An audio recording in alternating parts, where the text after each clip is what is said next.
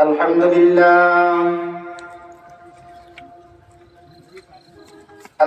لله نحمده ونستعينه ونستغفره ونؤمن به ونتوكل عليه ونعوذ بالله من شرور أنفسنا ومن سيئات أعمالنا من يهدي الله فلا مضل له ومن يضلله فلا هادي له ونشهد أن لا إله إلا الله وحده لا شريك له له الملك وله الحمد فكبره تقديرا الذي أرسله الله تعالى بالحق بشيرا ونذيرا وداعيا إلى الله بإذنه وسراجا منيرا أما بعد فإن خير الحديث كتاب الله وخير الهدي هدي محمد صلى الله عليه وسلم وشر الأمور محدثاتها وكل محدثات بدعة وكل بدعة ضلالة وكل ضلالة في النار فقد قال الله تبارك وتعالى في كلامه المجيد والفرقانه الحميد فأعوذ بالله من الشيطان الرجيم ونفخ في الصور فصعق من في السماوات ومن في الأرض إلا من شاء الله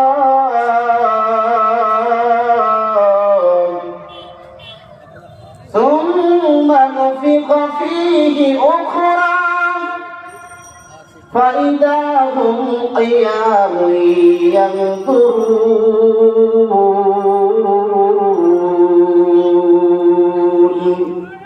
قال الله تعالى إلى موضع الآخر وترى الناس سكارى وما هم بسكارى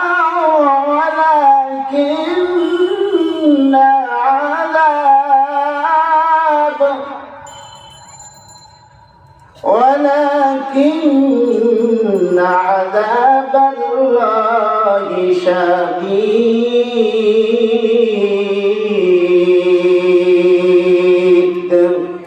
قال الله تعالى إلى موضع الآخر أو كما قال النبي صلى الله عليه وآله وسلم عن أنس رضي الله عنه قال قال رسول الله صلى الله عليه وسلم قال الله تعالى يا ابن آدم إنك ما دعوتني ورجوتني غفرت لك على ما كان فيك ولا أبالي يا ابن آدم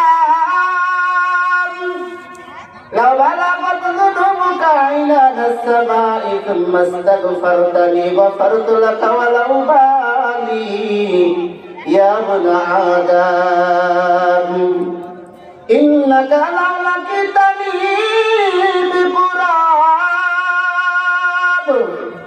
بقراب الأرض خطايا ثم لقيتني لا تشرك بي شيئا لأتيتك بقرابها مغفرة رواه الترمذي أو كما قال النبي صلى الله عليه وآله وسلم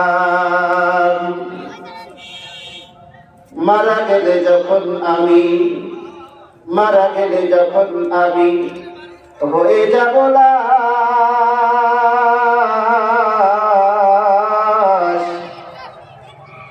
বন্ধু বান্ধব ছেড়ে দিবে তখন আমার পাশ, ঠিক কিনা? একটু জোরে বলা যায় না ভাই, ঠিক কিনা? মারা গেলে যখন আমি হয়ে যাব লাশ,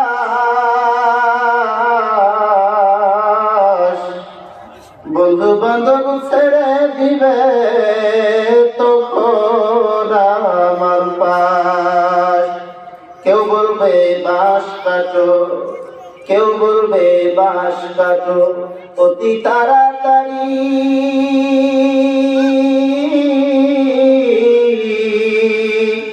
কেউ বলবে মাটি দিয়া যাব কখন বাড়ি।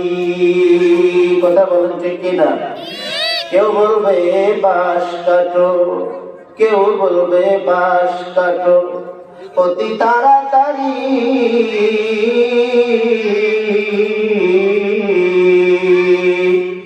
কেউ বলবে মাটি দিয়া যাব কখন বাড়ি। আজ আমি জীবিত তাই, আজ আমি জীবিত তাই সবাই আমার আপন,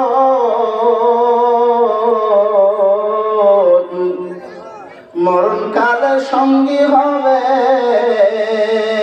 শুধু সাদা কাফন, মরণকাল সঙ্গী হবে শুধু সাদা কাফন। লিল্লাহে তাকবীর। আলহামদুলিল্লাহ। নাটোর জেলার অন্তর্গত সীমান্তবর্তী এলাকা মাঝিপাড়া কেন্দ্রীয় গোরস্থানের উদ্যোগে বিরাট ইসলামী জালসার সম্মানিত সভাপতি সাহেব, সহ সভাপতি, প্রধান অতিথি, বিশেষ অতিথিবৃন্দ, আজকের এই আয়োজনের সর্বোপরি সকল শ্রেণী পেশার অক্লান্ত পরিশ্রম করে আসা ভাই বন্ধু বর্গ, সামনে উপবিষ্ট সোনার বাংলার সোনার মানুষেরা, দূর দূরান্ত থেকে আগত স্বাগত মুরব্বিয়ানে কেরাম, সমবয়সী যুবক ভাই, স্নেহের কচিকাঁচা ছাত্র বন্ধু, পর্দার অন্তরালের মা ও বোনেরা, আমরা আজকে যে উদ্দেশ্য নিয়ে এসেছি, আল্লাহ রাব্বুল আলামিন আমাদেরকে সেই উদ্দেশ্যকে হাসিল করে যা শুনবো তা আমলের নিয়ত নিয়ে যেন বাড়ি ফিরতে পারে। আল্লাহ আমাদের সকলকে তৌফিক দান করুন। সকলে বলেন আমিন। আরো জোরে বলেন আমিন। সম্মানিত উপস্থিতি, আমরা পৃথিবীর মানুষ এমন একটা মনে পড়ে গেছি যেটা বলে প্রকাশ করা যাবে না। আমরা কিছুদিন আগে যে অবস্থান একজন ব্যক্তিকে নিয়ে, কয়জন? একজন ব্যক্তিকে নিয়ে যেভাবে সারা পৃথিবীর মানুষ লাগালো, এক মেসির ভালোবাসা নিয়ে সারা পৃথিবীর মানুষকে যেভাবে লাচাচ্ছে, তাহলে এ থেকে বোঝা যায় যে এক দাজ্জাল সারা পৃথিবীর মানুষকে কিভাবে নাচাতে পারবে। কথা বোঝা যায়? এক মেসি মানুষ, রক্ত মাংসে ভরা মানুষ, এর ভালোবাসায় পড়ে সারা পৃথিবীর মানুষ যত পোশাক কিনেছে, যত কোটি টাকা ব্যয় করেছে, তো এইখানে ভালোবাসায় যে পরিমাণ মানুষের আন্তরিকতা ছিল, এর থেকেই বোঝা যায় দাজ্জাল একটা কত বড় ভয়াবহ হতে পারে। সবার উপস্থিতি, আমাদের চরিত্র আমরা গঠন করতে পারিনি। চোখ বুঝে একটু খেয়াল করবেন যে আমাদের চরিত্রটা কেমন। আয়নায় দাঁড়ালে কিন্তু চেহারা দেখা যায়, চরিত্র দেখা যায় না। তো আমাদের আয়নায় দাঁড়িয়ে যদি চেহারা না দেখা যেত, চরিত্র দেখা যেত, তাহলে সব মানুষ চেহারা সুন্দর করার আগে চরিত্রটাকে সুন্দর করার প্রতিযোগিতা করতে। কথা বলেন ঠিক কিনা? মেসি নেইমারকে ভালোবেসে তাদের পরনে পরিহিত জার্সি আমরা কিনতে পারি টাকা দিয়ে, ভালোবেসে জার্সি পরে। কিন্তু রাসূলকে ভালোবেসে টাকনুর নিচে কাপড় পরা ছাড়তে পারে না, মুখের দাড়ি ছাড়তে পারে না। কথা বলেন ঠিক কিনা? আল্লাহ নবী বলছেন, মান তাশাব্বাহা বিকওমিন ফাহুয়া মিনহুম। যে ব্যক্তি যাকে ভালোবাসবে কিয়ামতে তার সাথে তার হিসাব নিকাশ হবে। ওই মেসি যদি জান্নাতে যায়, বাংলাদেশের যত সাপোর্ট আছে সব জান্নাতে যাবে। ও যদি জাহান্নামে যায়, বাকিগুলো কি জান্নাতে যাবে? নবীর হাদিস কি এটাই প্রমাণ করে? এটা একটা কিয়ামতের লক্ষণ। সম্মানিত উপস্থিতি, ফিরে আসুন, ভালো হবে। যে অবস্থানে যে কথাগুলো এখনো পাচ্ছি আমরা, সে কথাগুলো যদি আমরা শুনি, আমাদের মস্তিষ্ক ঠিক থাকার কথা নয়। কারণ একটা গোবর যেটা গরু থেকে পাওয়া যায়, এই গোবর পানিতে দিলে মাছের খাদ্য হয়, জমিতে দিলে ফসলের উর্বরতা বৃদ্ধি পায়। যদি শুকনা করে জ্বালানির কাজে ব্যবহার হয়, আর এই গোবর যদি আপনি ভারতে দেন, তাহলে ওটা ওদের হবে প্রাসাদ। কারণ মায়ের মল। কথা বলেন ঠিক কিনা? আর এই গোবর যাদের মাথায় আছে তারাই মাত্র মেসি নেইমারের সাপোর্টার। জিনিস একটাই। সম্মানিত উপস্থিতি, যে বিষয়টা আমি এসেছি তার আগে কিছু কথা বলে নিই। 5টা কথা কোনোদিন স্বামীকে বলবেন না। মা বোনেরা বলছি, কথা খেয়াল করে শুনবেন। 5টা কথা স্বামীকে বললে জীবনের সংসার টিকবে না। কয়টা? 5টা কথা শুনে যাবেন, অবশ্যই শুনে যাবেন। যারা এখনো ডানে বামে আনাচে কানাচে দাঁড়িয়ে আছেন, অযথা সময় কাটাচ্ছেন, আমি আপনাদেরকে করজোরে নিবেদন করছি, আপনারা সকলেই সামিয়ানার নিচে এসে যান।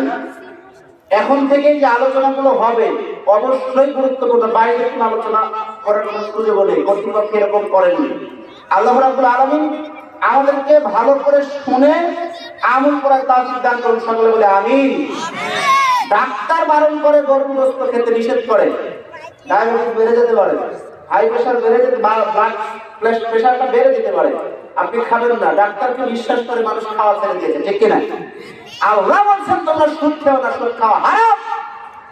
1 টাকা করে সুদ খেলে 36 বার যেটা করলে যে পাপ হয়, 1 টাকা সুদ খেলে সমপরিমাণ পাপ হয়। আর তার সর্বনিম্ন পাপ হচ্ছে নিজের মাকে বিয়ে করা। সম্মানিত উপস্থিতি, আমরা এগুলো জানি, অজানা কেউ নেই।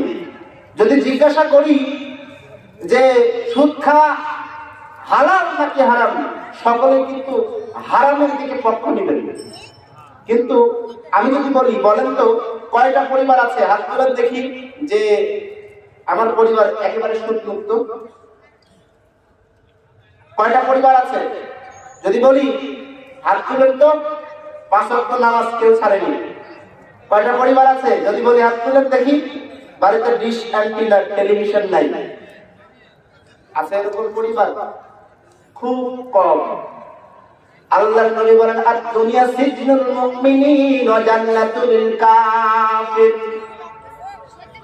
ও দুনিয়ার মুসলমান, তোমরা শোনো, দুনিয়া মুমিনদের জন্য জান্নাত নয়, দুনিয়া মুমিনদের জন্য বড় কারাগার। দুনিয়া মুমিনদের জন্য বড় কারাগার। দুনিয়া হলো যারা কাফির তাদের জন্য জান্নাত। কথা বলেন ঠিক কিনা?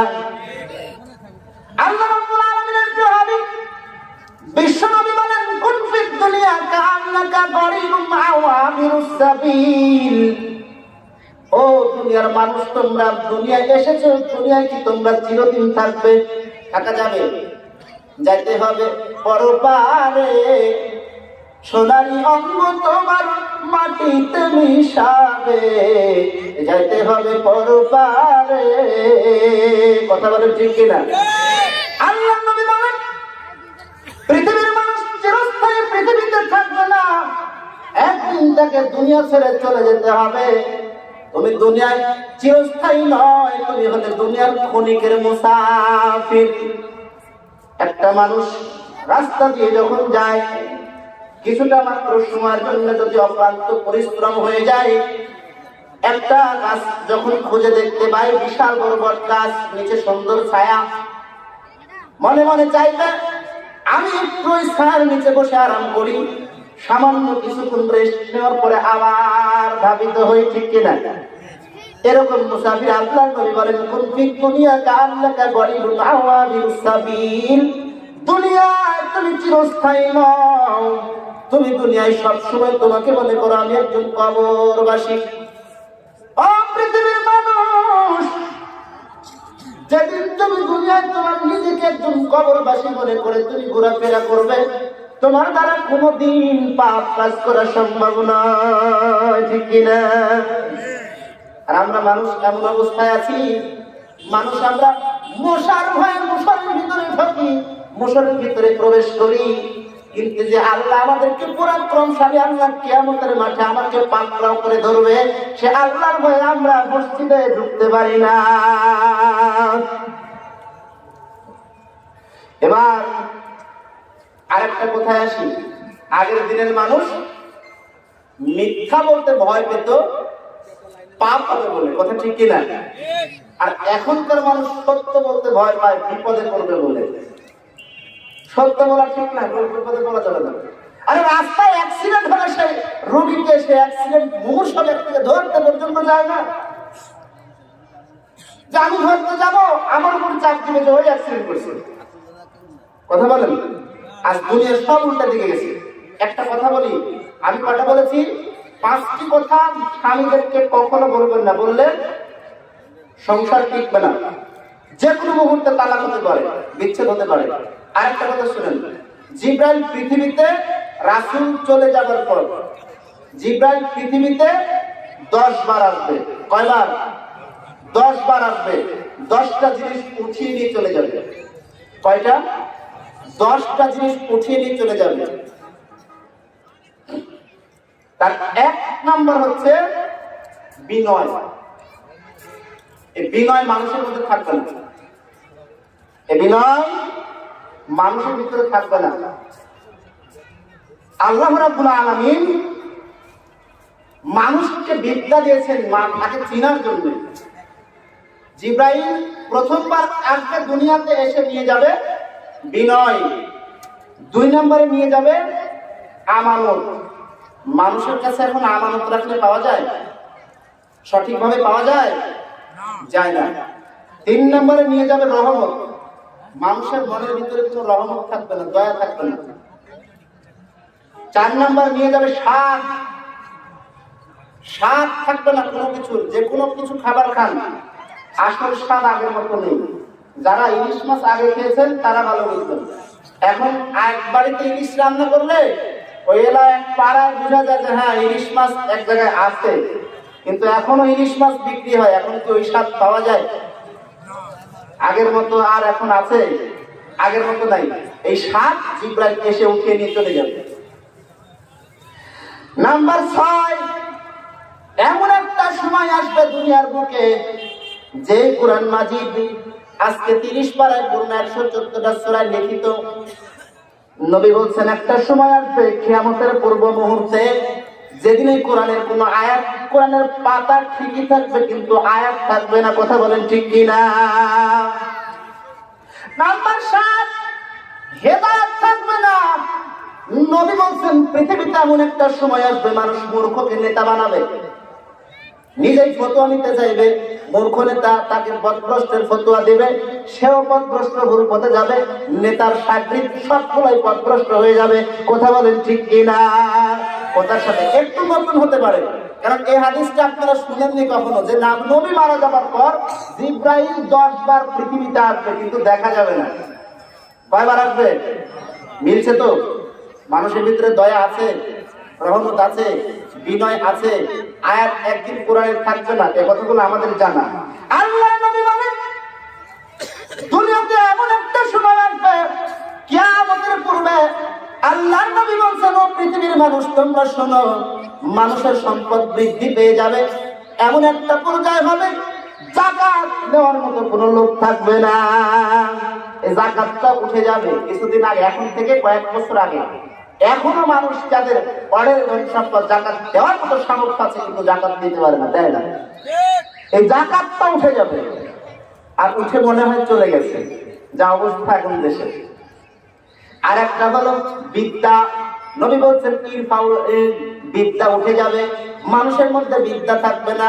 আমরা যে প্রত্যেকেই সব মাস্টার্স, কামিল, title, double title, triple title, রিডবল টাইটেল, অভাব নাই ডিগ্রি, এত সার্টিফিকেট, এত ডিগ্রিতে আপনি করবেনটা কি যদি মন আর বিবেকটাকে যদি অশিক্ষিত রেখে দেন? নবী সেদিন আবুল হাকামকে আবু জেহেল বলে আখ্যায়িত করেছিলেন। জ্ঞানের শহর ছিল, জ্ঞানের পিতা ছিল আবু জেহেল। তাকে আখ্যায়িত করা হয়েছে, তার জ্ঞান কোনো কাজে লাগেনি, যার কারণে তার নাম হয়েছে আবু জেহেল। আজকেও যারা পৃথিবীতে খালি ডিগ্রি অর্জন করতে আছে, একটার পর একটা, যদি আল্লাহকে না চিনতে পারে, নবীকে না চিনতে পারে, নবীর পথে না চলতে পারে, শুনে রাখেন এই বিদ্যা বিদ্যা নয়। এর মানে বোঝা যাচ্ছে বিদ্যা উঠে গেছে, এই বিদ্যা কাজ করছে না। যে বিদ্যা আপনাকে সঠিক পথ চেনাতে সহযোগিতা করতে পারে না, যে বিদ্যা আপনার হারাম পথে বেঁচে থাকতে সহযোগিতা করতে পারে না, যে বিদ্যা আপনার হারাম পথে ব্যবসা করার জন্য সহযোগিতা করে, যে বিদ্যা আপনাকে সুদ খেতে নির্দেশ করে, এটা বিদ্যা নয়, অসম্ভব হতে পারে না। এর মানে বোঝা যাচ্ছে কি বিদ্যা উঠে গেছে। নবী বলছেন আমি সরাসরি মানুষের অন্তরের ভিতর থেকে বিদ্যা টেনে নিব না, টেনে উঠে নিব না, আলেমদেরকে উঠে নেওয়ার মাধ্যমে বিদ্যা উঠে নেবে, একথা নবী বলছেন। সম্মানিত উপস্থিতি, অনেক দূর এগিয়ে চলে গেছি, আমার সময় খুব বেশি নাই, কথাগুলো অনেক কিছু নির্দনে চলে এসেছে মাথায়, কিন্তু বলার সময় পাবো না। গুরুত্বপূর্ণ কিছু কথা শুনে রাখেন। ওই যে বললাম একটা জামা পরিষ্কার করতে অনেক পানির প্রয়োজন হয়, একটা জামা পরিষ্কার করতে এক বালতি পানির প্রয়োজন হয়, কিন্তু 50 বছরের গুনাহ মাফ নিতে আল্লাহর কাছে 1 ফোঁটা চোখের পানি যথেষ্ট। ঠিক কিনা? কথা বলেন ঠিক কিনা? এই পানি আমরা ফেলতে জানি না। আরেকটা জিনিস জিবরাইল দুনিয়াতে এসে উঠিয়ে নিয়ে যাবেন 10 নম্বর, সেটা হলো লজ্জা। হায়া মানুষের ভিতরে থাকবে না। হায়ায় যদি থাকে, এখন রাত্রি বাজে 8টা থেকে 8:30, ঠিক কিনা? এই রাত্রিতে কোনোদিন মহিলারা রাস্তায় মানুষের সাথে ভিড় জমিয়ে ঘুরতে পারে? কখনো নয়। নিজেকে বড় সুন্দরী সাজাতে তারা পছন্দ করে, মানুষের কাছে তারা নিজের রূপ সৌন্দর্যকে দেখানোর জন্য উদাসীন হয়ে থাকে। যদি ফর্সা হলেই সুন্দর হয়, তাহলে বর্তমান বাজারে আপেলের চাইতে মূলার দাম কিন্তু বেশি হতো। কথা বলেন ঠিক কিনা? না না না, তাদের থাকতে হবে ঘরের ভিতরে, কিন্তু তারা এখন ঘরের বাইরে। আল্লাহর নবী বলেন এটাও একটা কিয়ামতের লক্ষণ। যারা রাস্তায় নোংরা অবস্থায় ঘুরে বেড়ায়, যত নারী বোরকা ছাড়া, হিজাব ছাড়া রাস্তায় ঘুরে বেড়ায়, সবগুলো ব্যভিচারিণী। কিয়ামতের মাঠে তাদেরকে ব্যভিচারের কাতারে দাঁড়াতে হবে। আল্লাহ রাব্বুল আলামিন এর প্রিয় হাবিব বিশ্ব নবী জনাবে মুহাম্মদুর রাসূলুল্লাহ সাল্লাল্লাহু আলাইহি ওয়াসাল্লাম তিনি বলেন, ও দুনিয়ার মানুষ তোমরা শোনো, আল্লাহ রাব্বুল আলামিনের দুনিয়াতে প্রত্যেকটা আদম সন্তান অপরাধী। কুল্লু বনি আদম খাত্তা ওয়া খায়রুল খাত্তাইনা তাওয়াবুন। আদম সন্তান অপরাধী, কিন্তু ওই আদম সন্তান উত্তম অপরাধী হলো ওরাই যারা অপরাধ করার পরে আবার আল্লাহর কাছে ফিরে আসে, ক্ষমা চায়। কিন্তু আমরা আল্লাহর কাছে ক্ষমা চাইতে শিখি নাই। কেন শিখবো? কারণ আল্লাহ রাব্বুল আলামিনের প্রিয় হাবিব বিশ্বনবী মুহাম্মদুর রাসূলুল্লাহ সাল্লাল্লাহু আলাইহি ওয়াসাল্লাম তিনি বলেন, শয়তান মানুষকে আক্রমণ করে এমন ভাবে 7 প্রকারে আক্রমণ করে। কয় ভাবে? 7 প্রকারে। 1 নাম্বার শিরক দিয়ে, 2 নাম্বার বিদআত দিয়ে। শিরকে বিদআতে আমাদের সমাজ পরিপুষ্ট, একবারে পড়ে গেছে। আমরা জানতেই চাই না। কিছুক্ষণ আগে কে জানি একজন বলে দিল, কুল হাল নুনাব্বিউকুম বিল আকসারিনা আমালা। হে নবী, আপনি বলে দেন যে আমি কি তোমাদেরকে বলে দেব না যারা আমলে পান্দ, আমলে পথভ্রষ্ট, আমল করবে ভালো মনে করে, কিন্তু না না, এটা ভালো নয়। শয়তানের আক্রমণের মধ্যে একটা আক্রমণ হলো জায়েজ কাজ দিয়ে মানুষকে ধোঁকায় ফেলে দিবে। ভালো কাজ তো মুনাজাত করা কি ভালো না? আল্লাহ নবী বলেন, কেউ যদি আল্লাহর কাছে দুটো হাত তুলে আল্লাহর কাছে চায়, রব্বুল আলামিন আমি অপরাধ করেছি, ভুল করেছি আল্লাহ, আমি তো তোমার ভাষা আরবি কালাম ভালো জানি না, অনেকগুলো দোয়া মুখস্থ করা দরকার ছিল, তা তো করতে পারিনি, রব্বুল আলামিন তুমি তো আমার মনের ভাষা বুঝো, আল্লাহ আমি পাপ করেছি, তুমি আমাকে ক্ষমা করে দাও। আল্লাহ কি শুনবে না? আমরা তো ডাকতে জানি না।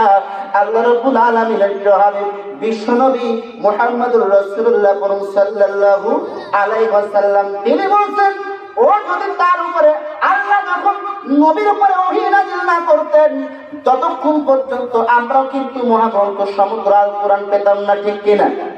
আল্লাহ রাব্বুল আলামিন বলেন, পৃথিবীর মানুষ একটা সময় আসবে, দুনিয়ার শেষ প্রান্ত যখন মুহূর্ত চলে আসবে, আল্লাহর নবী বলছেন যে আয়াতখানা পাঠ করেছিলাম, বিসমিল্লাহির রহমানির রহিম, ونفخ في الصور فصعق من في السماوات ومن في الأرض إلا من شاء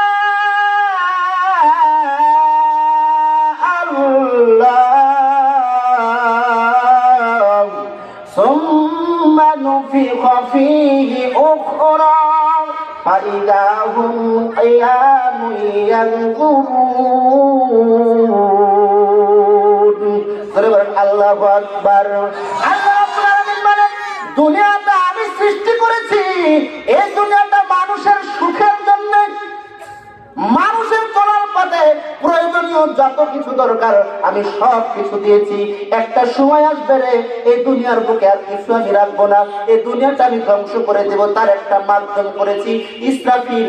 ইসরাফিল আলাইহিস সালামকে মাত্র 3টা ফুঁক দেওয়ার জন্য আল্লাহ তৈরি করেছেন।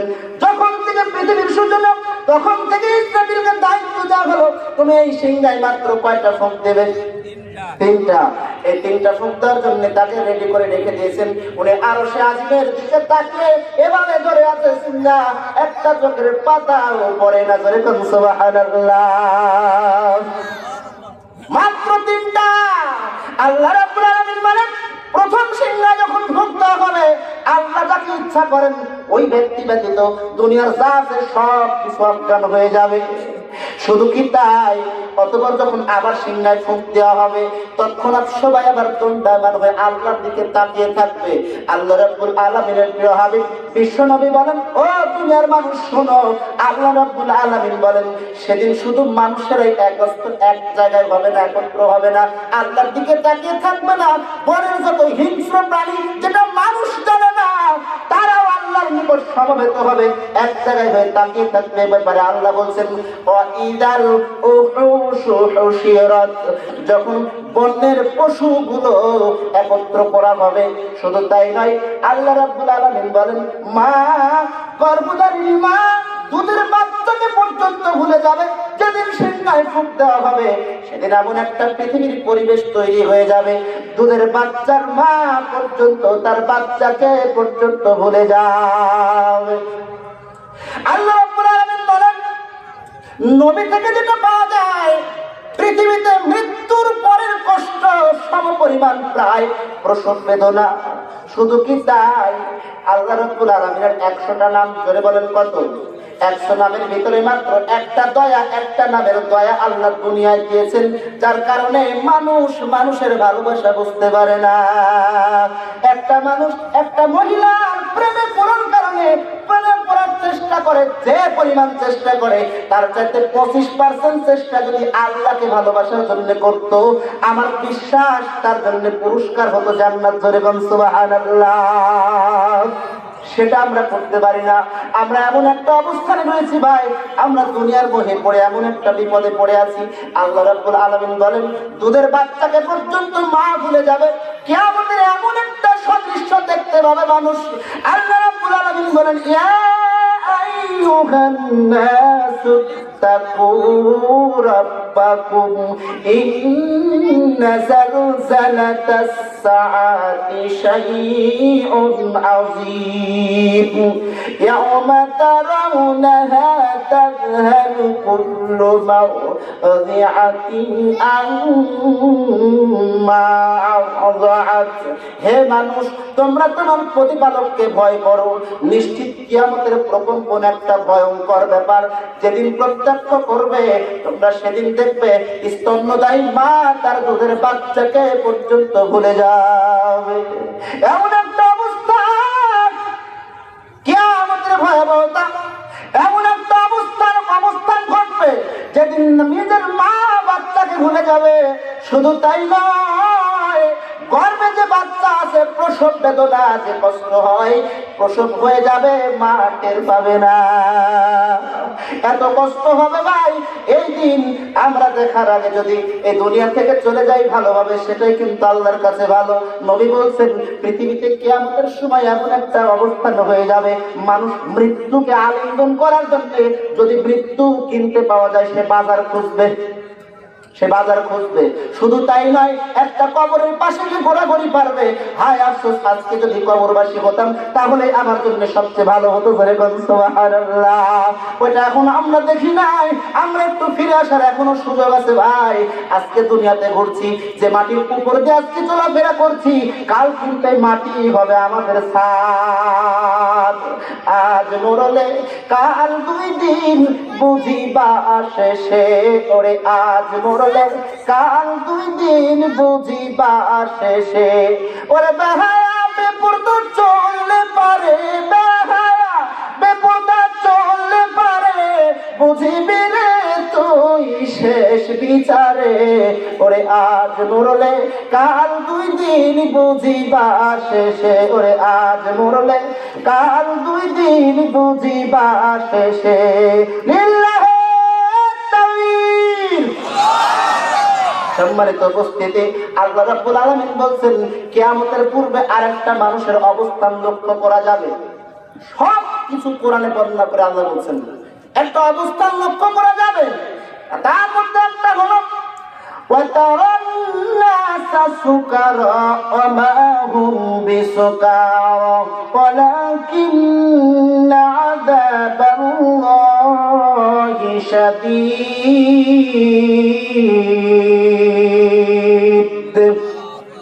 আল্লাহ রাব্বুল আলামিন বলছেন সূরাতুল হজ 2 নম্বর আয়াতে আল্লাহ বলছেন মানুষকে তুমি মাতাল দেখতে পাবে অথচ কেউ মদ খায়নি কেউ মদ পান করেনি অথচ তোমরা তাদেরকে মাতাল দেখতে পাবে বস্তুত আল্লাহর শাস্তি বড় কঠিন মূল্যবান অনেক জিনিস থাকবে ভাই সেদিকের দিকে মানুষের কোনো খেয়াল থাকবে না সারা বিশ্বটাকে লন্ডভন্ড করে দিবে অথচ আকাশ রেখেছিল আল্লাহ মানুষের উপকারের জন্য মানুষকে একটা আকৃতি দিয়েছিল আকাশ মানুষকে আকৃতি দিয়েছিল বাতাস যে বাতাস মানুষের শরীরের জন্য উপকারী বাতাসের মধ্যে আছে প্রচুর অক্সিজেন একটা পূর্ণ মানুষের সারাদিন 16 লিটার অক্সিজেনের প্রয়োজন হয় যদি একটা ডাক্তারের কাছে একজন ব্যক্তি গিয়েছিল অক্সিজেন দিয়েছিল কৃত্রিম অক্সিজেন দেওয়ার পর একটা মাস পরে এসে ভাউচার ধরিয়ে দিল ভাউচারে লেখা ছিল ভাউচারে ওষুধের বিল এত ভাউচারে আপনার বেডিং খরচ এত ভাউচারে আপনার কেবিন খরচ কেবিন বিল এত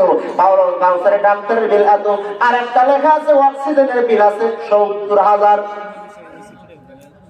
এবার ওই ব্যক্তি ভাউচার হাতে নিয়ে কান্নাকাটি শুরু করছে অসুবিধা ওই ব্যক্তিকে ডাক্তার বলল চাচা কোনো সমস্যা হয় না কোনো সমস্যা নাই টাকার অভাব না কোনো সমস্যা কোনো ব্যথা হচ্ছে কিনা কোনো আবার অসুবিধা হচ্ছে কিনা হয় না কোনো অসুবিধা হয় না বাবা তবে ডাক্তার বলে চাচা আপনি কাঁদেন কেন ডাক্তারকে ডাক্তার বলে বাবা 76 বছর বয়স আমার একটা মাস মাত্র ছিলাম আমি হসপিটালে একটা মাস থাকার কারণে তোমার ভাউচারের বিল যা হয়েছে আমার এতে কোনো সমস্যা নাই তোমার কেবিন খরচ যা হয়েছে তাতে কোনো আমার আপত্তি নাই আমার কোনো সমস্যা হচ্ছে না ডাক্তারের বিল তুমি নাও ওষুধের বিল তুমি নাও নার্সের বিল নাও কোনো সমস্যা নাই বাবারে যে অক্সিজেনের বিল এক মাসে অক্সিজেনের বিল খরচ হয়েছে 70,000 টাকা আর আমি আল্লাহর কাছে 70 বছর বেঁচে ছিলাম 76 বছর বছর ছিলাম, একটা মাসের যদি বিল ৭০,০০০ টাকা হয়, তাহলে আমি ৭৬ বছর থেকে যে আল্লাহর ফ্রি অক্সিজেন খাই, অক্সিজেন ব্যবহার করি, তাহলে আমার আল্লাহর কাছে আমি কত ঋণী। আল্লাহ রাব্বুল আলামিন বলেন, এই বিশ্বটাকে আর রাখবো না, এই বিশ্ব একদিন লন্ডভন্ড হয়ে যাবে, দিনটা বড় কঠিন। কিয়ামতের দিন আকাশের অবস্থাটা কেমন হবে একটু আপনাদের কাছে বর্ণনা দেই, চোখটা বুঝেন, একটু খেয়াল করেন। এখন অবস্থানটা এমন হয়ে গেছে, দুনিয়াতে আল্লাহর নবী বলছেন যেদিন মানুষ গান বাজনা বাদ্যযন্ত্রকে হালাল মনে করবে, ওই দিন আল্লাহর পক্ষ থেকে 3টা গজব নেমে আসবে। কয়টা? 1 নম্বর হলো ভূমিকম্প বেশি হবে, ভূমিকম্প প্রায় দেখা যায়। ও পৃথিবীর মানুষ আপনারা শুনে নেন, ও নাটোরবাসী শুনেন, এই পৃথিবীতে এমন একটা গ্রহ, পৃথিবী নামক গ্রহ, একটা ফুটবল, যে ফুটবল এত দ্রুত গতিতে ছুটতেছে, নিহারিকা পুঞ্জ যেভাবে নক্ষত্র তারকারাজি আলো যে গতিতে ছুটে, আলোর সেকেন্ডে ৮৬ লক্ষ মাইল গতিবেগ, এর চাইতে দ্রুত গতিতে এই পৃথিবী নামক গ্রহটা ছুটে বেড়ায়, অথচ এর মধ্যে আমরা এতটুকু উপলব্ধি করতে পারি না, একটা ফুটবলের মতো। আর আরো একটা কথা জেনে নেন, যে পৃথিবীর উপরে আমরা বাস করি, এই পৃথিবীর নিচে আছে গোলা বারুদ, সবকিছু উত্তপ্ত আগুন, এত আগুনের উত্তপ্ত, এই উত্তপ্ত আগুনের মধ্যে যদি পাথর একবার ফেলে দেওয়া যায়, সঙ্গে সঙ্গে সব গলে শেষ হয়ে যাবে। আল্লাহর নবী বলেন, আল্লাহ রাব্বুল আলামিন বলেন, এই পাথরগুলি তো এই পৃথিবীর ভূখণ্ডের উপরে আল্লাহ তোমাদেরকে সমতল ভূমিতে একবার স্তব্ধ নিথর অবস্থায় রেখেছেন, কোন নড়াচড়ার কোনো কিছু নাই। অথচ আল্লাহ বলেন, আল্লাহর নবী বলেন, পৃথিবীতে 3টা গজব নেমে আসবে যখন মানুষ গান বাজনাকে হালাল মনে করবে, গান বাজনা বেশি হয়ে যাবে, বাদ্যযন্ত্র নিয়ে নাচানাচি শুরু করবে। আল্লাহর নবী বলেন, 1 নম্বর গজব উপর থেকে নেমে আসবে, সেটা হলো ভূমিকম্প, 2 নম্বর ভূমিধস।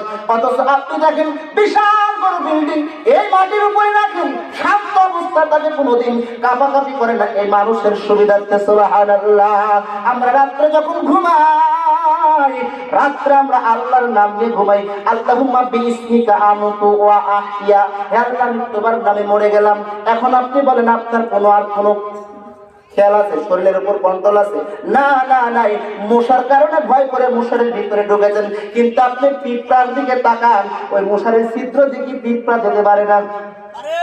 আল্লাহ চাইলে কিন্তু যদি মানুষকে ভালোই না বাসত, এই পিঁপড়ার জ্বালায় যদি একবার আল্লাহ কবুল করে নিত, তাহলে আমাদের রাতের ঘুমটাও হারাম হয়ে যেত।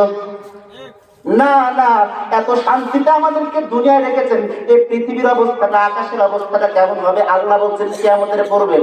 আল্লাহ রাব্বুল আলামিন বলেন, ইজাস সামাউ ফাতারাত। আল্লাহ আরাকাতে বলছেন সূরা ইনশিকাক আয়াত নম্বর 1 এবং 2। আল্লাহ বলছেন, ইজাস সামাউ শাক্কাত ওয়া আযিনাত লিরাব্বিহা ওয়া হুক্কাত। আকাশটা ফেটে যাবে, বিশাল আকাশ ফেটে চূর্ণ বিচূর্ণ হয়ে যাবে। আর সেদিন আকাশকে আল্লাহ আদেশ করবে, যার কারণে আল্লাহর আদেশ আকাশ মানবে। সুবহানাল্লাহ। আল্লাহর আদেশ কিন্তু গরু বাছুর মানে, আল্লাহর আকাশ হিংস্র প্রাণী মানে, আল্লাহর আকাশ ওই পানির ভিতরে ব্যাঙও মানে। কারণ ব্যাঙ কোনোদিন ব্যাঙের ধর্ম মানে না, মানবে? একজন হ্যাঁ, একজন ঘু, আরেকজন শুরু করে দিয়েছে, একজন আমি ঘুমাইতে এত করিস কিসের জন্য, ও কি শুনবে? শুনবে না। আরেকজন আরেক সাইড থেকে ডাকাডাকি শুরু হয়েছে, আষাঢ় মাসের ব্যাঙ ডাকা, জানেন না? আপনাদের এলাকায় না, বিল এলাকাতে ওই বড় বড় খাদ পুকুর পুষ্করণী বেশি থাকে, তো ওইদিকে পাওয়া যায় বেশি। গরু এক জায়গায় দাঁড়িয়ে থাকে, একজন ঘুমায় আরেকজন দাঁড়িয়ে থাকে, একজন যদি খায় আরেকজন যদি বলে ওই শক্তি আমার বেশি, আমি এখন একটু পরে খাবো, তুই এত খাস কিসের জন্য, এত দ্রুত খাওয়ার দরকার কি, আমি খাবো একটু বাঁধতে। গরু শুনবে? গরুর সামনে 2টা গরু এক জায়গায় বাঁধার পরে যদি খাবার দেন, ওকে শুনবে? একজনকে খেতে দিয়েছেন মনে করেন, একজনকে, আরেকজন যদি বাধা দেয়, ওকে শুনবে? দুইজনই খেতে যাবে, মারামারি করে, খাওয়াটা আগে। তাহলে গরুর আইন গরু মানে না, মানে কুকুরের আইন কুকুর মানে না। কুকুরের কাজ তো খালি ঘেউ ঘেউ করা। 4-5টা যদি এক জায়গায় হয়, একজন যদি দুর্বল হয়, ঘুমিয়ে পড়ে, আরেকজন ঘেউ ঘেউ করে, আমি ঘুমাই, তুমি এত চেঁচাও কেন? তোমার হুকুম আমি মানি নাকি? আমরা কুকুরের আইন কুকুর মানে, কিন্তু আমরা মানুষ হয়ে মানুষের আইন মানি, অথচ মানার দরকার ছিল আল্লাহর। ঠিক কিনা? আল্লাহ রাব্বুল আলামিন তামাম পৃথিবীর মানুষকে বললেন আকাশ তো ফেটে যাবে। সেদিন আকাশকে আল্লাহ অর্ডার করবেন তুমি ফেটে যাও, কুন ফায়াকুন। আল্লাহ যখনই বলে হও, তখন কিন্তু সেটা হয়ে যায়। আল্লাহ বলছেন শুধু তাই নয়, ওয়া ইযাস সামাউ ফুরিজাত, আকাশটাকে ছিদ্র করে দেওয়া হবে, বহু দরজা সৃষ্টি হয়ে যাবে। আল্লাহ রাব্বুল আলামিন বলছেন ভেঙে চূর্ণ বিচূর্ণ করে দেওয়া হবে, বহু দরজা সৃষ্টি হয়ে যাবে। শুধু তাই নয়, আকাশের রং কিন্তু নীল, আকাশটা নীল। কিন্তু আমরা এটাও জেনে নেই, আল্লাহ বলছেন কিয়ামতের পূর্বে আকাশের আকৃতি লাল রক্তিম বর্ণ হয়ে যাবে। সুবহানাল্লাহ। এত খবর একমাত্র দিতে পারে সর্বশক্তিমান আল্লাহ। লিল্লাহি তাকবীর। শুধু তাই নয়, একটা সময় আসবে দুনিয়াতে মানুষের রাজত্ব আমরা এমন অবস্থায় পেয়ে গেছি যা আল্লাহকে ভুলে গেছি, অথচ আল্লাহ দুনিয়াটাকে একবারে হাতের মুঠোর ভিতরে পেঁচে ধরিয়ে নেবেন এবং বলবেন আজকে লিখিত দপ্তর যেমন এইভাবে পেঁচে ধরা হয়, একটা হাতের মধ্যে গোটা পৃথিবীটাকে এভাবে গটিয়ে নিবে। জোরে বল সুবহানাল্লাহ। একটা সুন্দর দৃষ্টান্ত আপনাদেরকে দিই। এই পৃথিবীটা 228টা রাষ্ট্র। কয়টা? এই পৃথিবীতে 228টি রাষ্ট্র আছে, তার মধ্যে বাংলাদেশ একটা, তাই না? বাংলাদেশ একটা। এই 228টা রাষ্ট্রের এই পৃথিবী যত বড়, এই পৃথিবী 13 লক্ষটা পৃথিবী জোড়া দিলে যত বড় হয়, একটা সূর্য একাই এত বড়। সুবহানাল্লাহ।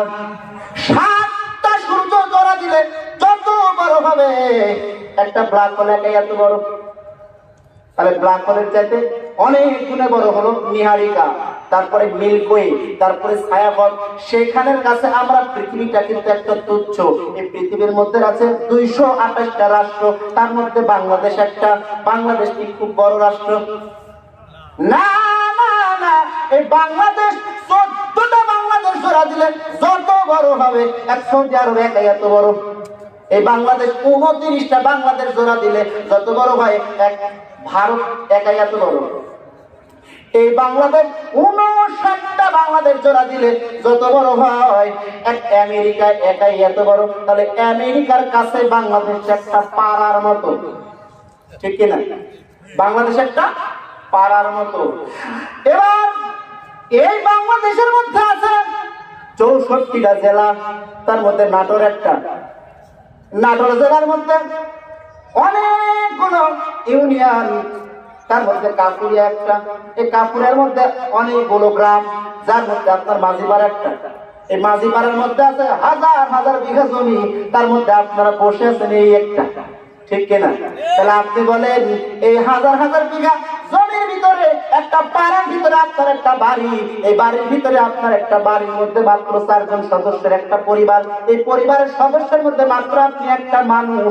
তাহলে আপনি বলেন আপনি একটা মানুষের কাছে ওই ব্ল্যাক হোল নিহারিকা ছায়াপথ কত বড়? ওদের কাছে আপনি কি? কিছুই না। 10 তলা না, 2 তলার উপরে উঠেন, মাটিতে একটা পিঁপড়া খুঁজে পাবেন? 2 তলা থেকে মাটির দিক তাকালে একটা পিঁপড়া পাওয়া যায়?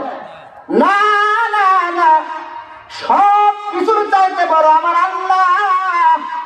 এখন আল্লাহর আকৃতি যদি আমরা প্রশ্ন করে খুঁজে পাবো? না না, আল্লাহর কোন উদাহরণ দুনিয়া পেশ করা যাবে না।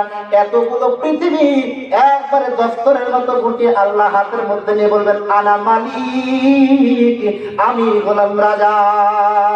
লিল্লাহি তাকবীর।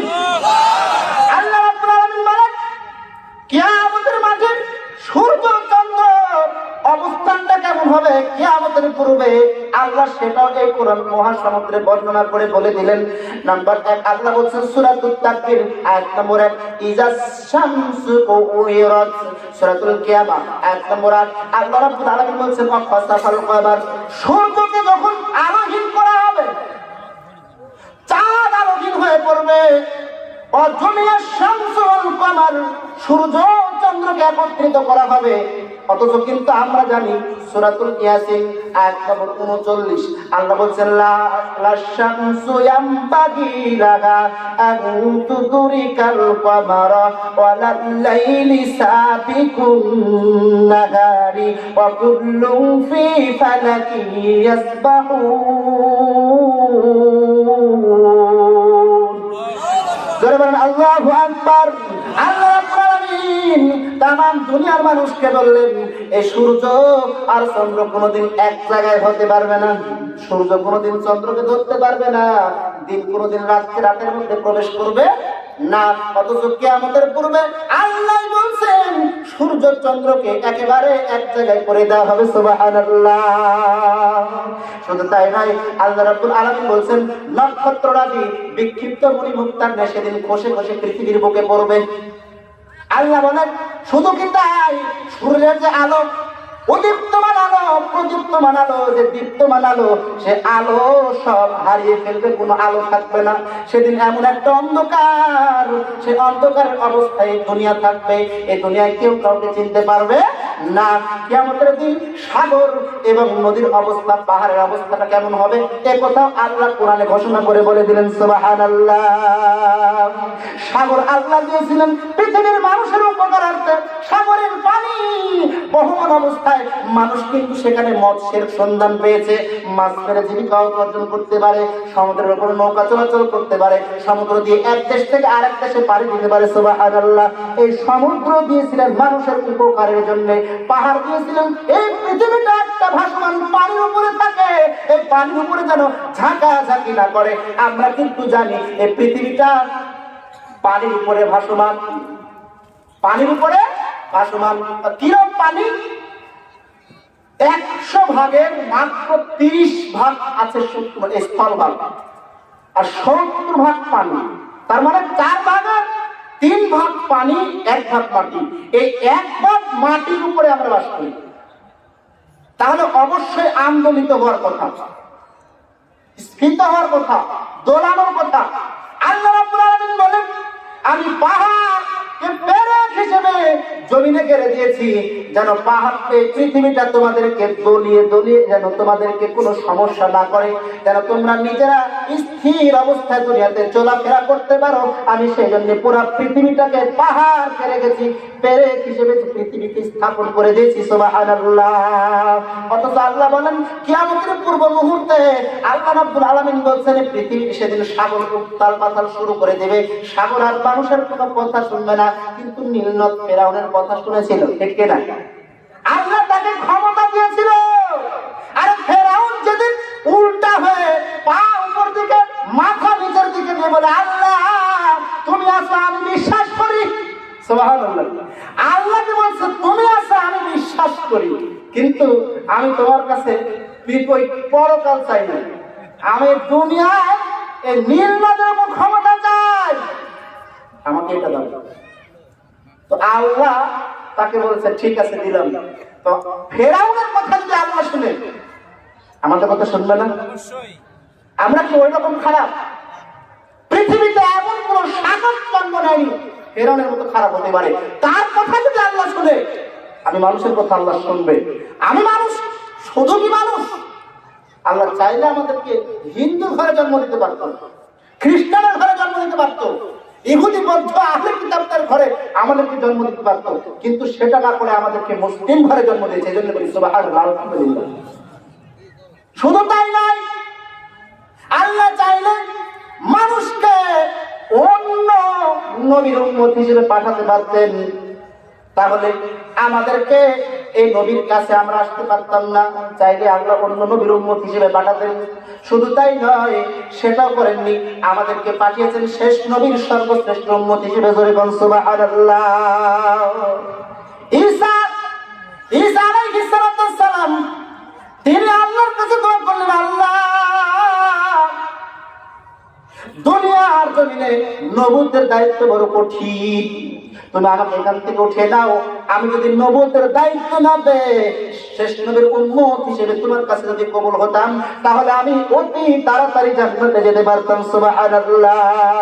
সেই নবীর উম্মত তাহলে আমাদের কথা আল্লাহ শুনে না? শুনবে। আল্লাহ রাব্বুল আলামিন বলেন, পাহাড় দিয়েছি, পর্বত পাড়া দিয়েছি, আকাশ বাতাস সব কিছু আমি মানুষের উপকারের জন্য দিলাম, অথচ আমার মানুষ আল্লাহ রাব্বুল আলামিনকে চিনল না। আল্লাহ বলছেন সেদিন সাগর কারো কথা শুনবে না।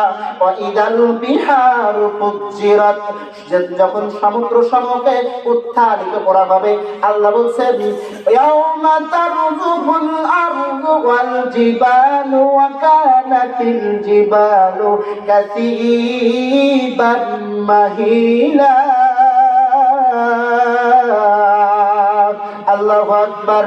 আল্লাহ বলেন সেদিন বালুর পাহাড় স্তূপের মতো সব সংযোগ ছেড়ে দিবে, বড় বড় পাহাড় হয়ে থাকবে, কিন্তু সেটা থাকবে না, যার মানে তা আলাদা আলাদা হয়ে যাবে, নিজের চিন্তায় চিন্তিত। আমি বলছিলাম ও পৃথিবীর মানুষ তোমরা শোনো, আল্লাহ রাব্বুল আলামিন বলেন ইয়ামা ইযিন তুহাদ্দিসু আখবারাহা, যে পৃথিবীর যে জমিনে তুমি মানুষ আর ভালো কাজ করবে, সেই পৃথিবী কিয়ামতের মাঠে কেঁপে কেঁপে আল্লাহর কাছে সাক্ষী দিবে, আল্লাহ ভালো কাজ করেছিল, আল্লাহ তুমি জান্নাত দাও। সুবহানাল্লাহ। আল্লাহ রাব্বুল আলামিন বলেন কিয়ামতের দিন এই পৃথিবীটার অবস্থা কেমন হবে? এই পৃথিবীটা মানুষের জন্য এত উপকারের বস্তু দিয়েছিলেন, যেখানে পশু প্রাণী সব কিছু দিলেন। শুধু তাই নয়, আকাশ থেকে সুন্দর করে পানি বর্ষণ করায় কে? আল্লাহ। এই ক্ষমতা দুনিয়ার কারো আছে? 5টা বিষয়ের ব্যবহার, 5টা বিষয়ের জ্ঞান একমাত্র আল্লাহর দরবারে। এই জ্ঞান পৃথিবীর কাউকে আল্লাহ দেয়নি। নবীকে ভালোবেসেছে, ঈসাকে ভালোবেসেছে, মুসাকে ভালোবেসেছে, আমার মুহাম্মদ সাল্লাল্লাহু আলাইহি ওয়াসাল্লাম তিনি ছিল আল্লাহর হাবিব, আর ইব্রাহিম আলাইহিস সালাম ছিল আল্লাহর খলিল। তবু এই 5টা জ্ঞানের কোনো জ্ঞান আল্লাহ কাউকে দেয়নি। তার প্রথমটা হলো কিয়ামত কখন হবে, এটা কি পৃথিবীর কেউ জানে? না না না।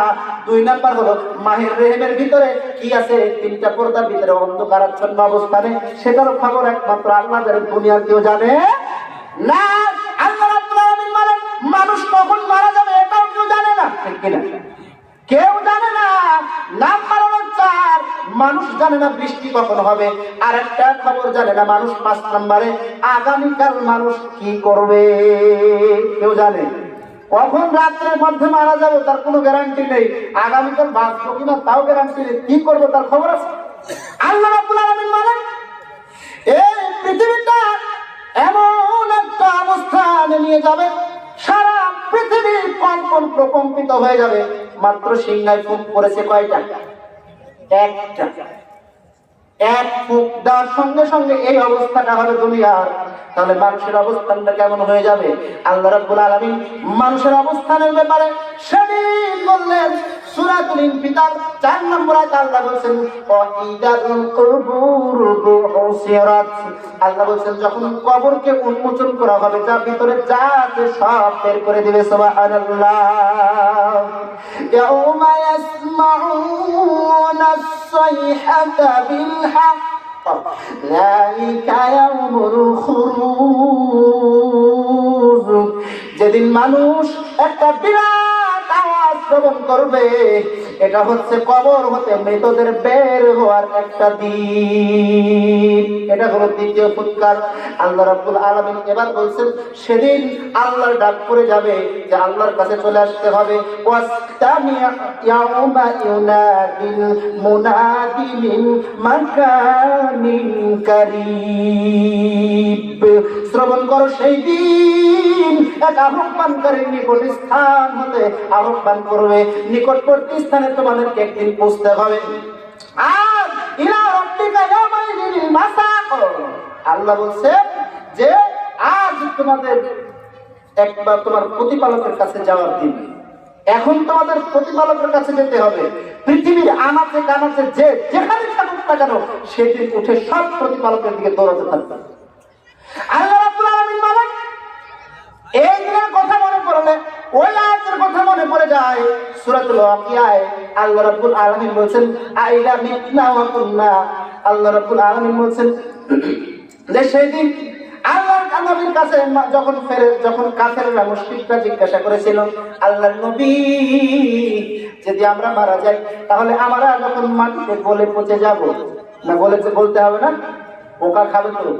এই সুন্দর দেহ ইউসুফ যখন জুলাইখা যখন ইউসুফকে বর্ণনা করেছিল তুমি কত সুন্দর, তখন ইউসুফ বলেছিল, আমি সুন্দর নয়, বরং বলো আল্লাহ সুন্দর। বক্তা চলে এসেছে, আর আমার সামনের দিকে যাওয়ার কোনো প্রশ্নই উঠে না। আমি যে কথা বলতেছিলাম যে 5টা কথা মাস বা স্বামীকে বলবেন না, বললে কখনো সংসারে সুখ আসবে না, যে কোনো সময় বিচ্ছেদ ঘটতে পারে। 5টা কথা। কয়টা কথা? 5টা কথা। ওদিকে তাকিয়েন না, এখনই উনি থাকবে এবং ওকে আমরাও দেখবো ইনশাআল্লাহ। 5টা কথা স্বামীকে বলা যাবে না। মা বোনদের জন্য অবশ্যই কিছু নিয়ে এসেছি। এবার আমরা দেখি আমরা যে অবস্থা, আমরা এমন একটা পর্যায়ে পৌঁছে গেছি ভাই, যে আমরা আজকে আল্লাহ রাব্বুল আলামিন আমাদেরকে সুন্দর পৃথিবী দিলেন, অনেক কিছু মানে বাধা নিষেধ বিপত্তি সবকিছু দিয়েছেন, আমরা সেটা মানতে পারি না। হজ করতে যায় হাজি হজ করে এসে আবার বসে যায় এই চা স্টলে, বসে না? এরকম নাই? আছে না নাই? আছে। ওইখানে হজ করতে বসে মসজিদে যারা কমিটি, মসজিদের সরদার সভাপতি, ওরা হয় ঘুষখোর, ঠিক কিনা? ওরা হয় ঘুষখোর, ওরা হয় সভাপতি, সঠিক কোথায় বলতে পারে না, ওদের চাকরি থাকে না। তাই আমরা সুন্দর করে একটা ছন্দের আকারে কিছু বলতে চাই, বলা যাবে? এত দুঃখ রাখবো কোথায়, রাখার জায়গা নাই ভাইরে, এত দুঃখ রাখবো কোথায়, রাখার জায়গা নাই, আমাদেরই কপালেতে শান্তি বুঝি নাই ভাইরে, আমাদেরই কপালেতে শান্তি বুঝি নাই। 5 ওয়াক্ত নামাজ পড়ে কপালে তোর দাগ, মক্কাতে যায় না মেরা গে লাগায় হাজি সাহেব ভাইরে, ঠিক কিনা?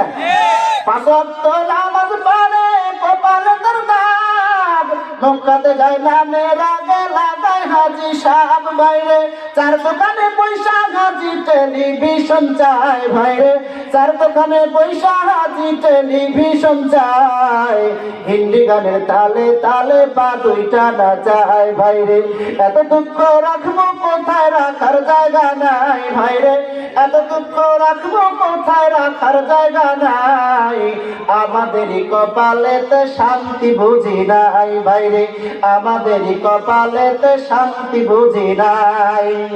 সুদে ঘুষে জীবন কাটে করে দুর্নীতি, এমন লোক হয় যদি মসজিদের সভাপতি, ঠিক কিনা?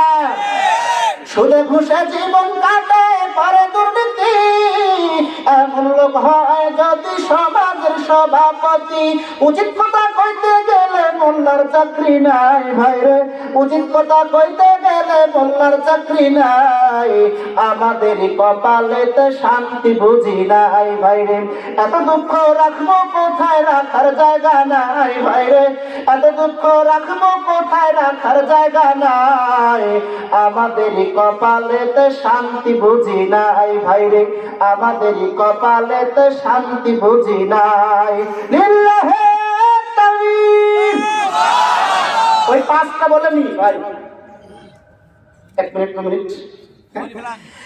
যে কথা বলছিলাম মা বোনদের জন্য বেশি নিয়ে আসতে পারিনি, কিয়ামতের পূর্বের যে ভয়াবহতা আমি সেটা দেখাচ্ছিলাম। আমাদের ভিতরে লজ্জা হায়া বলতে কিছু নেই, আমাদের এগুলো সব উঠে যাবে, এটা কিন্তু জিব্রাইল উঠে নিয়ে চলে গেছে, যার কারণে আমাদের মধ্যে লজ্জা নাই, হায়া নাই। অথচ নবী বলছেন আল হায়াউ মিনাল ঈমান ওয়াল ঈমান ফিল জান্নাত, লজ্জা নেই যার ঈমান নেই তার, লজ্জা নেই যার ঈমান নেই তার, ঈমান নেই যার জান্নাত কি আছে? নাই নাই নাই। আল্লাহ রাব্বুল আলামিন এর হাবিব বিশ্বনবী মানুষকে সব কিছুর ব্যাপারে সতর্ক করে দিয়ে গেলেন। 1 নম্বরে যেটা বলছিলাম, স্বামীকে 5টা কথা বলা যাবে না। কয়টা? 5টা কথা বললে কোনোদিন সংসারে শান্তি আসবে না। 1 নম্বর, স্বামীকে অনেক মেয়েরা বলে, অথচ আল্লাহর পক্ষ থেকে সব নির্ধারিত, জোড়া সৃষ্টি করে, ঠিক কিনা? বিবাহ বন্ধনের সৃষ্টি করে সবকিছু নির্ধারণ করে রেখেছেন কে? আল্লাহ। অথচ ওরা বলে তুমি আমার যোগ্য না, তুমি আমার যোগ্য না, একথা বলে কিনা? 2 নম্বরে, নাশক্রিয়া করার কারণে নবী বলছেন অধিকাংশ নারীরাই হবে জাহান্নামী। একটা হচ্ছে তুমি আমাকে কিছুই দাওনি। যদি স্বামীকে একথা বলেন, ও মনে কষ্ট পাবে না? তাহলে কি সংসারে শান্তি ভরপুর হবে। নাম্বার 3, পছন্দ যদি না হয় তালাক দিও, বলে না? আরে পছন্দ না হলে কি সে বিয়ে করেছিল? না না, তুমিও তো বলেছিলে আগের সমাজের কবুল করা বউ তোমরা, এখন মহিলাদের কবুল করা লাগে না। ধর্ম নাই, ভুল করেছি। যা ভুল করলে উত্তম অপরাধী অক্ষয়ুল খত্তাই না তামাবুল, উত্তম অপরাধী ওরাই যারা ভুল করার পরে ক্ষমা চায়। তো ক্ষমা চেয়ে নিন আল্লাহর কাছে, আল্লাহ ক্ষমা করো, আল্লাহুম্মা আমিন। নাম্বার 4, খালি একজন আরেকজনের তুলনা দেয়, তুমি অমুকের মতো হতে পারো না, মানে ও বোরকে কত সুন্দর করে সাজায় বুঝে রাখে, তুমি একটু রাখতে পারো না, বলে কি বলে না? নাম্বার 5, আমার কপালই খারাপ, তাছাড়া তোমার মতো মেয়ে ছেলে সাথে আমার বিয়ে হয়। এই কথাগুলো বলা যাবে না। খেয়াল রাখবেন, ভালোবাসা যদি পেতে চান তাহলে 6টা কাজ করেন। কয়টা? 6টা কাজ করেন। 1, কোনো বিষয়ে তর্ক করবেন না। 2, স্বামী রেগে গেলে কিছু বলবেন না। আর আমরা তো সে ওই অবস্থানে নাই, রাগ ও করলে ওর রাগ আছে, আমি মানুষ না, আমি রাখতে জানি না। এক ডাক্তারের কাছে গেছে এক মহিলা, ডাক্তার ভাই আমি বড় বিপদ, আমি আমার বিপদ থেকে মুক্তি চাই, তো কি মুক্তি দিব বলে? তো বলছে আমার স্বামী খালি ধরে আমাকে মারে, খালি আমার ধরে মারে। তো বুঝতে পারছে ডাক্তারের কাছে বিবরণে বুঝতে পারছে ডাক্তার যে এ কোন জিনিস। ডাক্তার বলছে আমার কাছে ওষুধ আছে, এই ওষুধ যদি আপনি খান জীবনে স্বামী মারবে না। এ কি বলবো? মাইক ছাড়া বলি, তাছাড়া ওরা তো শুনে নিবে। 1 নম্বরে ডাক্তার বুঝে নিল অসুখটা কি, রোগটা কি। ডাক্তার বলেছে ঠিক আছে চাচি আসেন আমার কাছে, 1 বোতল পানি নিয়ে আসার পর সেখানে কয়েক ফোঁটা ওষুধ দিয়েছে, এমনিতে মিশামিশি ওষুধ দেওয়ার পর বলছে চাচি বাড়িতে যাবেন, স্বামী যখন খেতে আসবে সঙ্গে সঙ্গে দৌড়ে ঘরে যাবেন, ওই বোতল থেকে কিছু পানি মুখে নিয়ে বসে থাকবেন। পানি মুখে নেওয়ার পর দেখবেন কাজ শুরু হয়ে যাচ্ছে। কি কাজ? পানি নেওয়ার পর যদি স্বামী আপনার যতই গালি দিক, যতই বকুক, পানি ফেলে দিবেন না, পানি ফেলে দিলে কিন্তু মারবে। আর যদি পানি গিলে নেন তাও মারবে। হঠাৎ দেখছে ঠিক আছে, ডাক্তার সাহেব বলছে ঠিক আছে, বাড়িতে গেছে, বাড়িতে যাওয়ার পরে দেখে স্বামী তেরে আসতেছে, মানে আসছে আমার পাগলা ঘোড়া, তেরে আসতেছে, আজকে যাবে। এই সময় হঠাৎ দৌড়ে গিয়ে ঘরের মধ্যে গিয়ে বসে আছে, চিন্তা করছে কি রে, কি পীর হয়ে গেল নাকি, সমস্যা কি? আর কথা বলে না। এবার চিন্তা করছে খালি বকি আর গালি দেয়, কিন্তু মারে না তো। কিন্তু চিন্তা করছে আরে স্বামী কথা বলছে আর আমি কিছু বলতে পারছি না, ও তো ডাক্তার বলছে গিলে ফেললে মারবে, কিনতে পারছে না, ফেলে দিলে মারবে, কোনটা করি? তো 2 ভাবি যখন বসে আছে, কিছুক্ষণ পর থেকে স্বামী রাগ করে ছেড়ে লাঠি ছোট ফেলে দিয়ে চলে গেছে। বাহ, ডাক্তার ভালো কাজ জানে, ভালো ওষুধ। আর ডাক্তার বুঝতে পারছে যখনই মুখের সাথে তর্ক করে, স্বামীর সাথে তর্ক করলে বিপদ আছে। স্বামীর সাথে তর্ক করা যাবে না। স্বামী রেখে গেলে কিছু বলবেন না, স্বামীর কাছের মানুষকে বেশি বেশি সেবা করবেন। নাম্বার 4, সবসময় নিজের ঘরটাকে পরিপাটি রাখবেন, স্বামী দেখলে খুশি হবে। নাম্বার 5, স্বামীর পছন্দ অপছন্দের দিকে একটু খেয়াল রেখে কাজ করবেন, তাহলে স্বামীর ভালোবাসা আপনার প্রতি অরহমত বর্ষণ হবে। সুবহানাল্লাহ। সর্বদা স্বামীর কথা মেনে চলা উচিত। আমরা তো সেটা করি না, আমরা উল্টা পথে থাকি, তাই আমাদের অবস্থায় এরকম দুর্গতি। সম্মানিত উপস্থিতি, আর সামনের দিকে না বাড়াতে চাই না। যেটুকু বলছিলাম, আল্লাহ যেন আমাদেরকে বুঝার এবং সেই ভয়টা যেন আমাদের অন্তরে তৈরি করে দেন। আল্লাহুম্মা আমিন। একটি ছোট্ট কথা না বললেই নয় যে আজকে উদ্দেশ্য গোরস্থানের জালসা, গোরস্থানের উদ্দেশ্য উপলক্ষে হচ্ছে, কিন্তু আমরা তো সবাই মারা যাবো, তাই না? মারা যাবো না?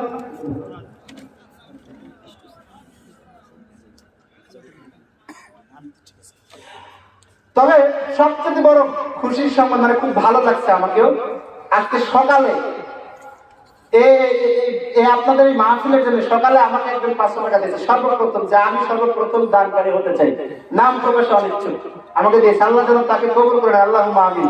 তার দানকে কবুল করে নেন। 500 টাকা দান করেছে, আল্লাহ তার মনের নেক আশা আকাঙ্ক্ষা যেন পূর্ণ করে দেন, ব্যবসা হালাল ভাবে করার তৌফিক দান করে দেন, এবং আল্লাহ তুমি তোমার কাবা শরীফকে তাওয়াফ করার সুযোগ দান করে দাও, আমিন।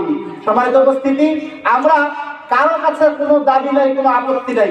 আপনারা যদি ইচ্ছুক হন, অনেকে ইচ্ছুক হয়, কেউ মাহরুম হবেন না। এই গোরস্থানে যদি আমি না যাই, অন্য কাউকে দাফন করা হয় আমার উদ্দেশ্যে, আমি টাকা দিলাম, কিছু অর্থ দিলাম, তাহলে দেখা যাবে আমি এই সাতটা জায়গা কিন্তু আমার কবরে শুয়ে পাবো, ঠিক কিনা?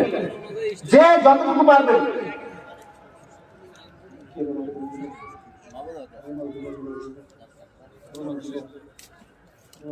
ঠিক আছে? যারা আপনারা স্বেচ্ছায় ইচ্ছুক, এই বাম পাশে আপনাদের এখানে টেবিল আছে, কোনো প্রকাশ করা যাবে না যে অমুক দিছে লিল্লাহি থাকবে। এমনি যারা দান করেছে আল্লাহ দানকে কবুল করে নিক, আল্লাহুম্মা আমিন। আপনার ডান হাতে দান করলে বাম হাত যেন টের না পায়, আল্লাহ দেখছে, ঠিক কিনা? আমরা যে উদ্দেশ্যে দান করছি আল্লাহ কিন্তু সঙ্গে সঙ্গে কবুল করে নিয়েছে। আপনাদের যার যেখানে আছে, আপনারা টাকা দিলেও গোরস্থান টিকে থাকবে, না দিলেও টিকে থাকবে। তবে আমি চাইবো কেউ মাহরুম হবেন না। সওয়াব একটু একটা নেকির জন্য কিয়ামতের মাঠে অনেক দৌড়াতে হবে। আল্লাহ যেন ওই দিন আমাদেরকে সুস্থ রাখে, সবল রাখে, এবং সঠিক রাস্তায় যেন আমরা জান্নাতে সহজভাবে যেতে পারি। আল্লাহ তৌফিক দান করুন, আল্লাহুম্মা আমিন। এই দাবি দেওয়ার আজকের কথা শেষ করছি, সবার জন্য দোয়া করে দোয়াতে আজকের কথা এখানে এটি টানছি। ওয়া তাওফিক ইল্লা বিল্লাহ ওয়া মা আলাইনা ইল্লাল বালাগ। সুবহানাকা আল্লাহুম্মা ওয়া বিহামদিক, আশহাদু আল্লা ইলাহা ইল্লা আনতা, আস্তাগফিরুকা ওয়া আতুবু ইলাইক। আসসালামু আলাইকুম ওয়া রাহমাতুল্লাহি ওয়া বারাকাতুহু।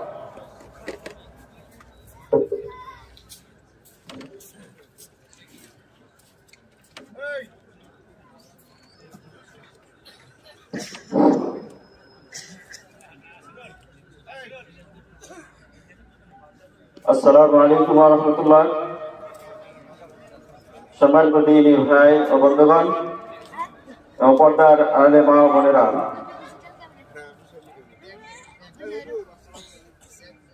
আজকে জালসার এই পর্যায়ে আমরা যে আলোচনা শুনলেন, আমাদের এই জালসার যে লক্ষ্য উদ্দেশ্য,